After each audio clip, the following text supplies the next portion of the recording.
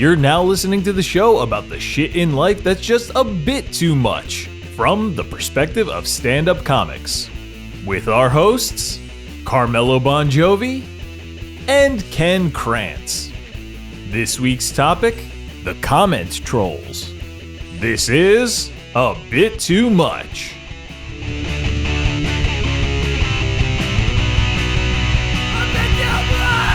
My wife's ex-husband works in cybersecurity, and he made a real big stink to his kids about TikTok. And I was just like, this guy probably knows a lot more than I do. Like, TikTok was the only app he insisted they delete. The only one? Not they're probably like their Roblox or some shit? No. That is probably the scariest one out of all of them. There's like full-on child predator sex ring things happening in Roblox. And Roblox is maybe the scariest place on the internet, which is kind of frightening. It's a kid's app. You know what I mean? Like, the thing is like thousands. I don't even know what the user base is like at this point. It's probably like 1 million kids on there. And there's like 20,000 child molesters. You've never heard of this? No, but like a 20,000 versus 1 million. I mean, I didn't do a real check on those numbers, but it just feels like they're, you know, the pedophiles are having a field day on Roblox. Yeah. I used to think, remember when they had the Pokemon, like where Pokemon you would Go? Pokemon Go, where Yeah. you would go find places. Yeah. Like, I always thought like it'd be kind of funny, like if To steal a kid? no, like if one of those Megan's Law creeps, Yeah. you know, like one of those registered sex offenders, Right. was like trying to dry out and really walk the straight and narrow and give up his past life, and all of a sudden this game comes out and there's like, he's staring out the window like, Lord, just give me a sign. Yeah. Just give me a sign. Either way, tell me which way to go. And all of a sudden, like a gang of kids comes traipsing across his front lawn, looking for. I remember once I was when Not the thing to say after telling a story like that. I remember. Lord, give me strength. I was when my daughter was a baby, it was during that Pokemon Go nonsense, and we were at Kohl's shopping, and I was pushing her in a stroller, and I heard a dad on the phone with it sounded like his teenage son, and he was just like, I forget the kid's name, but he was like, Greg, listen to me, stop playing fucking Pokemon Go and go pick your mom up. She's been waiting for an hour. And he hung the phone up, and then he like looked at me and saw me just pushing a baby in a stroller, and he looked at me and was like, good luck. Good luck. These kids are fucking terrible. He looked so defeated. You know, it's funny. So the kid's old enough to get to drive to his mom. Right. So he's like 17 at least. Yes. And he's still playing this dumb game. Yeah, I mean, that just shows you how much times have changed. Because if I was late to anything internet related at 17 years old, it was probably porn. Like, I wasn't catching like little mysterious figures in the streets at 17. Like, I could understand a little younger than that, but that thing was one of those. That feels like a bad way to, like, you know, a location based game with kids running the streets. Yep. Sounds like a really bad idea for the security of your kids. And because they don't look up from the screen either. Like, they could tell them, there's a Pokemon under that giant net in the park. And they would all just single file, like, head towards it. Under that net. Like, they're being molested by the Hamburglar. They're not even. Oh, got him! like you're in a cartoon. Giant net. Yeah. Like Gargamel takes them away. Yeah, right. That was Smurfs, right? Gargamel. Yeah. One of my favorite things to do, which you don't do because you don't have TikTok and you don't care about the podcast, is reading the TikTok comments that we get. Like, this is my favorite internet pastime, is to open up our TikTok. Well, I get the notifications when they come in new, But sometimes you can just go through them, and people are so fucking mean. This is the side of the internet that is not dangerous like the other stuff, but I thoroughly enjoy it because when I watch people, even if it's being done to me, when I see people trolling other people, like truly trolling other people, I sometimes I'm like, what happened to you? You know, like, or is it just like the anonymous factor? Like, what makes a troll a troll? Like, how does one become an internet troll? I've never found myself just wanting to fuck with someone online. You know what I mean? Well, I have one. You do. I have a troll stalking me, like calling up. He must have beyond internet. This is beyond internet troll. He must. So how long has it been since Charlie Kirk got killed? Was it I want to say over 6 months, almost a year? Yeah. I was going to say probably like 7-8 months or something like that. Like, right? Like, because time goes by when you're having fun. So I had at the time of his death, I didn't know much about him, and then I kind of went down a wormhole and watched a bunch of his clips and read some of his interviews, and I posted a joke that said it was something like, hey, you can't call Charlie Kirk a racist just because of the many, many, many racist things he said. Yeah, right. That was it. That was the entire, nothing about him getting killed, nothing making fun of any of that. Yeah, it's just pointing out and that he's racist. Some troll got a hold of that and has since started harassing every comedy show that I'm booked on. Is he still doing it? He's still doing it. He hasn't. So don't clip this out. All right. No, I won't clip it. But we can leave the conversation in. But he calls. I'm on, like, if I'm doing a bar show, he calls the bar and starts complaining. So I'm not going to mention, hilarious. I'm not going to mention clubs by like name. A New Jersey bar is going to be like, oh my God. These are like, I don't give a shit if the comic even shows up. We're doing a bar for bar shows. First off, it was like an all black bar. It was like a black show that I was booked on. Yeah. Like Big Shots in Woodbridge does not give a fuck. Yeah, believe me, if he's out of line, the bar will take care of him. But he leaves for you. He leaves 1-star reviews everywhere that I perform. So then I feel bad and I counterbalance them. I'll leave a 5-star review because I'm like, well, at least on your own performance. No. I would never give myself 5 stars. No, like I'll leave it for the place. Loser. But this dude was, but he's also lying because he says in all of his comments that I praised the killer and that I advocate for political violence. Yes. And all I ever did was say the dude was racist, which I still stand by from what I've read. Right. Wasn't there a thing where he like said it and then he was like, oh, there were other like he was arguing, right? Like, oh yeah, he claims that I deleted my remarks after getting caught, but that never happened. I did a fundraiser for a cancer charity, for a charity that delivers meals to cancer patients who are too sick to go out and go to the supermarket. Court mandated. He left a 1-star review on a cancer charity because I did a fundraiser for them. And I know you guys think you're doing good work, but you're doing more harm than good. Right. And he's calling me a piece of shit. And it's like, bro, you're leaving 1-star reviews on cancer charity websites. It's a nonprofit just trying to feed cancer kids.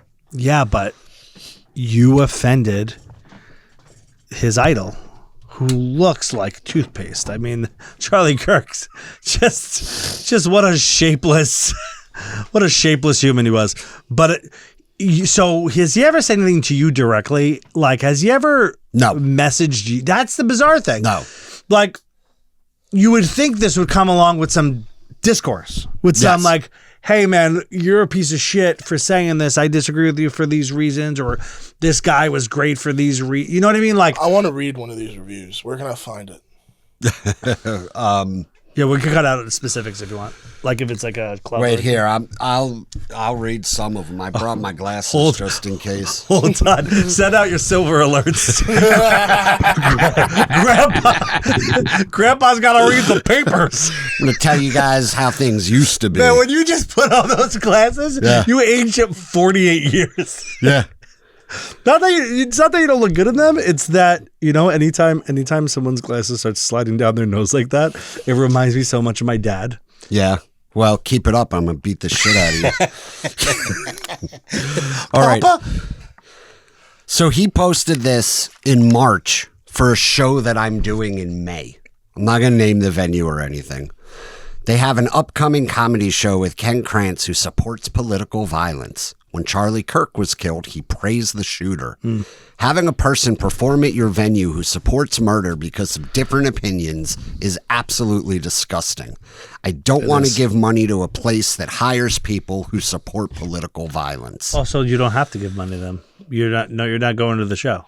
And he's never going to this place. Yeah. It's not even a comedy club. This sounds like the review of somebody who was at your show. Somebody will write after the fact, like, I didn't like this comic. He said this shit. I want my money back. That's what it sounds like. He's trying to get his money back, but he never went to the place. He never did the thing. Is he even in the area? I don't know. He is. According to, I've looked up his. Here, this was for Big Shots in Woodbridge. Oh no, this was for Laugh It Up. This was when I did That was a charity. This was the cancer fundraiser. Yeah, Poughkeepsie, right? They continue to book Ken Krantz, who supports political violence. After Charlie Kirk was killed, he praised the shooter. He's got a crush on you. When I almost want to reach out to him and be like, dude, listen, pussy is magical. We're going to teach you how to get some, and you're going to put all this to rest. It's not just me. I'm not. Do you think any woman on the planet gives that much of a fuck about Charlie Kirk? A woman wouldn't harass this hard. Yeah. Women only harass their husbands as hard. They only she would talk to the manager in the moment, but she wouldn't keep up an 8-month-long campaign. No, no way. This is the kind of vigor and anger that only a lonely white man could have. This is only, without even looking at him, like you know who this lanky. He's got mass shooter face. He does. Right? But Ken Krantz is sitting right next to you. No, wait, hold on. Look, yeah. Doesn't he have mass shooter face? Oh, wait a minute. I think I know that dude. No, shut the fuck up. No, he's from Jersey. Please tell me you know him. Please tell me you know him. I think I do actually know him. Wait, do you know him? I think I do. Hold on a second. Oh my God. This is fucking... Kahuna, if you know him, give him Ken's address. First I thought it was a bot, but then I don't think bots carry on this long. No. Yeah, I don't think I'm not I think a single bot follows you platform to platform. I'm not the fuck. No. It's only Facebook. It's only Facebook. But it's different pages He leaves I don't think bots reviews follow on you their like pages. that. No, I don't. No, it's clearly a fucking disgruntled guy. I mean, look at him. He looks like a Charlie Kirk fan. You know what I mean? Like, he looks familiar. It's not him. Oh, right. Kahuna. I'm sorry. It looked just like him. All gingers look alike. Yeah. Yeah, that's true. That's true. I mean, I get it. The best thing is he's been reaching out to these venues and they've all pretty much told him to go fuck himself. I want him to go to Poughkeepsie and talk to Cal. And the Cal would literally throw him out a window. Yeah. Yeah, like Eddie Murphy in Beverly Hills Cop. Cal like, what the fuck you say to me? I'll fucking break you, motherfucker. Like, Cal is the last person. If you show up, you're expected to see some scrawny little club owner, and then you run into Cal with a fucking Terrifier shirt on. Yeah. And he's just a monster of a man. Turning into Mike Tyson, but with a gravelly voice, like, I'll fuck you till you love me. He would sexually imply there'd be violence and sexual accusations. Yeah. This guy, but the fact that he's still doing it. I'm not the only comic. So there's. You're not. I see him. Once a week I'll be like, has he said anything new? And I'll go check. And this is stopping him from killing himself. Definitely. this little venture is definitely like... You never know, though.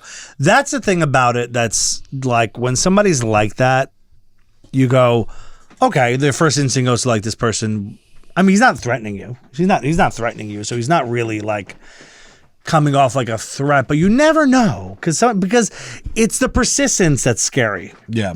When somebody's that persistent about their dislike, you go, that guy could do something stupid. Yeah. One day he can go, fuck it, I'm gonna fuck it. You know what I mean? Just like that rage that, again, lonely guys could have. I'm assuming he's a very lonely person. Like, he looks like he's a problem. He looks like an incel. Like if you had the like sketch artist and incel, they would 100%. come up with that. He looks like Charlie Kirk's fan base. Yeah. Oh, he absolutely does. And it's just funny because I was leading up to the assassination, I was down this rabbit hole of hating Charlie Kirk. Like, I kept on getting his videos. I think I was just getting served a lot of these like politically charged like rage bait things. Like I was getting like Candace Owens shit and all those guys. Like the not like real, not the news guy, not like Tucker Carlson so much when he had like a real job. Not so much those guys. Like the personalities. Yeah. The podcasters and the guys who would the you know, whatever, they were starting their own thing, and I was just, you know, I'm fighting myself. Meanwhile, I'm talking about trolls. I'm like, fuck this fight. Like I'm doing it back to them, but I feel like they're trolling me. You know what I mean? Which I guess is probably how both sides feel. They feel like both sides are you know, wrong and they're being trolled, so they're only saying what they say back. But I was down this rabbit hole, and everyone, I mean, the comment section just, it made you lose hope. Like if you had any hope. Yeah. It makes you lose hope because you see how much people can argue the same point. There was a clip of Charlie Kirk saying like, part of it's rage bait. I know he wanted to get the clip out of it. I know that what he's doing there. It's like when Trump says something outlandish and you know he's just partially doing it to just rile people up. But there was something about like this, the civil rights movement should have never happened or something like that, right? And you go, and of course that's like a rage bait headline. You go, well, this guy thinks that they should, you know, not everyone should have the right to vote. And all that stuff, and all these human rights and all this stuff. And then he does the thing where he would do those headlines, he would say those things, and then backpedal and fill in why what he said was right, but it's not what you think. And then he would go down this thing of like how the civil rights, you know, how like the documents were formed, and he thinks they should have been formed differently and all this shit, right? But it's like this rage bait thing. And so if you're someone who agrees with him, or if you're someone who disagrees with him, you are fucking riled up. He's, you know, it's like a psychological thing. He's riling you up. It's racist dog whistle statement followed by little window of opportunity to allow himself and anybody listening who supports to backpedal, so that way they could be like, no, I don't fully agree with that, but then list all the reasons. Yeah, and then they start listing what he would say, like, no, here's what he meant, and then they would cite his shit from other videos and all that stuff. But like, if you hate him or love him, you're just as fucking pent up with what he said, and he knows that. Those guys know that. They know that however you feel, you're going to respond big, and that's good for them because that's money. That's money in their pocket because that's more people. You know, and people like that are like Elvis Presley. Mm-hmm. When he came out, he was so polarizing, and there were people that hated Elvis. Yeah. And Elvis's manager printed up all his merch, and he printed up "I love Elvis" pins, and he printed up "I hate Elvis" pins, and they made just as much money. It's genius. Made just as much money from the people that hated him as the people that loved him. That's the old adage of there's no bad press. Right. It's like if people are talking about you, you're doing something right. Unless your whole MO is to be a likable person. If you're just trying to get your name out there, it's not a bad, you know, we get angry TikTok comments, but they're just like, there was one where you know the Juneteenth joke with divorce joke that you have. Yeah. We had it was like, so when you first came on the show, I think, I'm not even sure if you were the co-host yet, but you did that. You kind of told that joke in a conversational way. And I remember this woman just going, nope, absolutely not. Like this black woman on TikTok just getting so mad. And then there were people, I feel like on YouTube, I forgot what other platform, people were like, oh, that's funny. And you know what I mean? Like, and then people argue with the people who argue with you. And you're like, what? This is an argument we didn't even mean to start. This was just a joke. Yeah. You know what I mean? You know what's funny? I've done that joke. I've never seen a black person get upset by that joke. Right. But in fact, I did it. I have a clip of me doing it somewhere where I was like, so I get it, black people. And you just saw that there was a black couple sitting up front, and you just saw the dude go like this. Yeah. Like you see it right in frame. That guy was probably like, I'm also divorced. I get it. Yeah, we can see eye to eye on this. There's some. I was pulling up some TikTok comments because you say you know what funny. You know what I'm weird. I don't know if I'm like becoming a little bit of a bitch, but when I read mean comments about me, I don't get upset. I'm just like why am I giving this? Like, why am I even reading this right now? I was trying to find it. There was a YouTube comment about I don't know who it was about. It was you, me, and someone else on the show, and the comment was just, that guy doesn't have a neck. Oh God, and it could have been any one of us. See, that's the thing. Like, I would read that and I would be like, that's hilarious. Is that the KP Burke episode? was that KP? Love you, buddy. It might have been. If I read that and I thought it was directed at you, I'll be like, that's hilarious. But if I thought it was directed at me, I'd be like, oh man, like now I'm gonna go feel bad about myself. Looking at your neck in the mirror. Yeah. Shit. I guess I don't. I don't have a neck.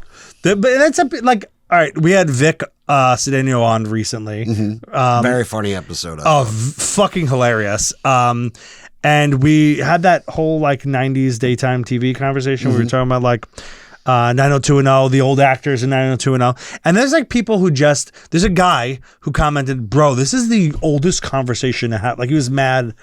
But like he was mad that we were reliving memories. Like the whole point of the episode and that conversation was a look back. Like we didn't think we were bringing something new to the table. Like, did you guys realize that the 90210 actors were actually all in their 30s, right? Like, but the funniest part about it, and this is like the lack of awareness of people. I don't know if you could see it through the screenshot. Look at his profile pic. It's fucking Al Bundy. That's Al Bundy. That is hilarious. His profile picture is Al Bundy. So I said, your profile pic is Al Bundy. And then he just said, yes, it is. Like I don't think he registered that was a completely moronic thing to say. Unless it's actually Ed O'Neill you're arguing with. How sad would it be if Ed O'Neill, his profile picture, and then he's just searching 90s TV hashtags, and his profile picture. I would believe it if it was the son, like Bud. Yeah, I would believe it if it was him. Ed O'Neill's gone on to do other things. Yes. Here's another one. So Pedro Garcia was on the show talking about jiu-jitsu, and talking about his that he had a white belt and he had this sparring. They had a really funny story about this guy wrestling with him on the floor, and the guy was much more experienced than him, and he mentioned he's a white belt in there. And this is like the kind of like internet troll thing. You're like, who does this person even have like an MMA background? But you don't know, and you can't ever tell. You're still a white belt after 2 years. I don't mean to be rude, but come on, you're an adult. Like first of all, I don't know. I don't know what a white belt means. I don't know if that's like an intermediate thing or if that's like an advanced. I have no idea. But also it almost presupposes that Pedro is not out there living his life doing other things. Right. You know what I mean? Yeah, like he doesn't have a job. He's a comic. He's not training to be a UFC. Like he would probably go take a class when he could fit it into his schedule. A couple times a month or something, and this person's treating them like it's Rocky IV and he's training in Siberia, and after 2 years, all he's produced is a white belt. That's all you've done? It's all you've gotten to? Yeah. It's like, would you walk into like a woman's kickboxing class and be like, you guys fucking suck? Like if someone's doing it leisurely. Yeah. No, I wouldn't. Maybe if they were like little kids and I wasn't afraid of them. You guys fucking suck. I could stomp all of you.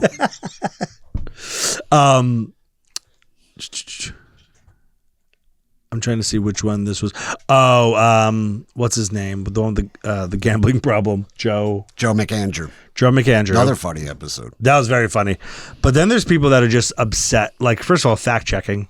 The score was 33-0. You told that story. Like, people were like fact checking. Oh, yeah. And then somebody's like, why is he cracking up? This is literally not even a funny story at all. People, you just get mad.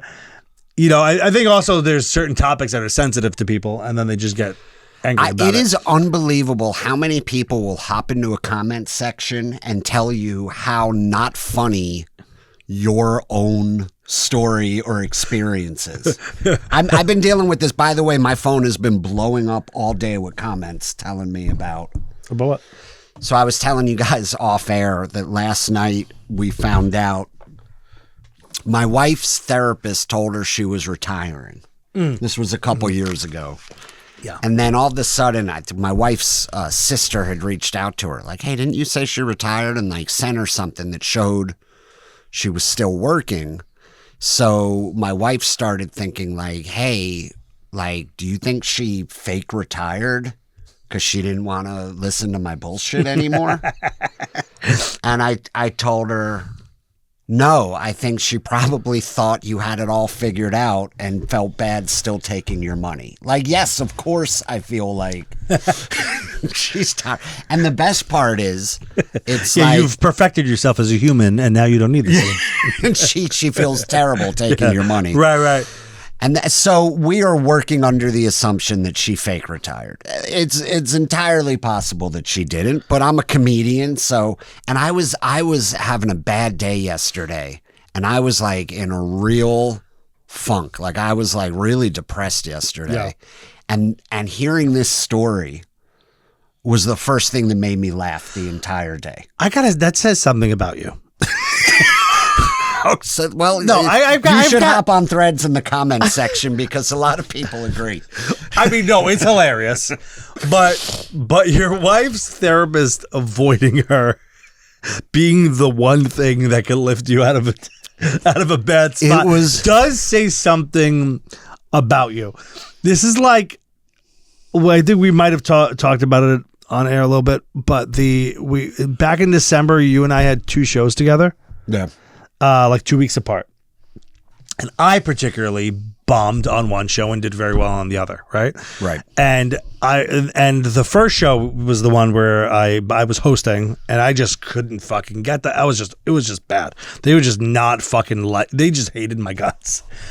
And I could see the outline of you like a maniacal cartoon villain, just fucking shaking like. You were laughing at the non-laughing, you were laughing at my jokes. You were just like, this is yes, this is satisfying to me. Yeah, dance monkey. And then you went up and you threw a shot at me, and which was earned. Like that was. I also was. I said, give it up for Carmelo. That was a pretty good try, wasn't it? And dude, I spit out my water. The dojo's got those like the like wood frame glass with glass all over it, and it was funny. And I fucking sprayed water all over the fucking. I had just got off and ate shit, and there were some people there that we've had on the podcast and stuff I haven't seen in a while. They were like coming, they were going to say hi to me, and then I fucking bombed and then spit water everywhere. It was one of the worst looks I've had. Just as a human, I just really looked bad. You know, I'm like, oh god damn it, right? And I talked to you after, and you were like, that made me so happy. This was so good for me. I'm happy that was so bad for you. Yeah, hearing it out loud. Yeah. It does sound fucked up. Like there is, okay, so maybe. You're not seeing a through line here? Maybe I could do some work on myself. To the point where we do another show 2 weeks later, and I have a great set, and you said, I came off and you gave me as I'm shaking, like as I'm walking up. Yeah, because I'm going right before him. I come off and have a phenomenal set. I come off and he gives me a fist bump. He goes, I can't tell you how much that annoyed me. Meanwhile, it's my show. Like, you should want the guy in front of you to do really well. Yeah, you were headlining. You want them to be cracked open and ready for jokes. Yeah, it's the best case scenario. Yeah, he did. It was like optimal for me, and it annoyed me a little. But he doubles down again. He tells me, like, a few days later we're talking, and he goes, yeah, like, somebody after the show, like, I don't know if there was somebody you knew that's talking to you after, like, paid me a compliment. You like, and then this person's paying you a compliment, and like, I don't. He's like, oh, mad at me. I'm like, what is actually fucking wrong with you? I don't know. The thing is, like, I like you too. It's not even like I'm like, oh, fuck Carmelo. I don't know why I'm built like this. I don't take it personally. I don't take it like you don't like me, but there's something wrong with you. Yeah. Okay. Well, that's fair. Listen, I'm working on myself. All right. I think we're done here. Bye.